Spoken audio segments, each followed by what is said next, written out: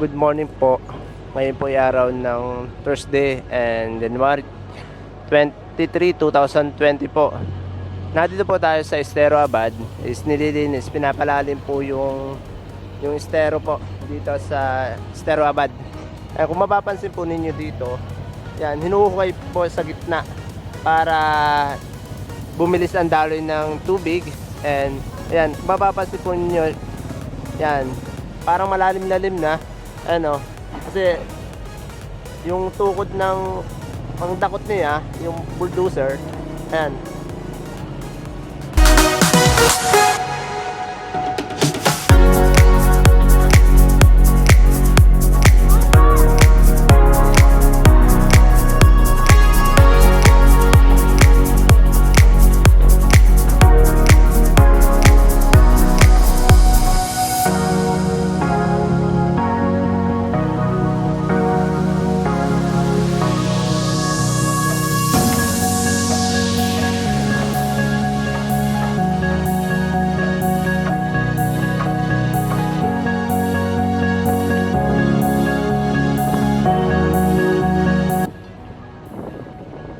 Time check po tayo, ang oras po natin 10:30 ng umaga.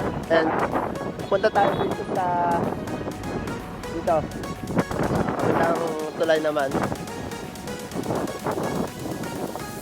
Doon po sa side dito yun, yan po. Oh, wow, ganda na. Linis ng mga estero. Yan. Taras. Yan. Nandito tayo sa barangay 720, Zone 78, District 5. Ang chairman po natin si Erico Platon. Yan. Tingnan natin.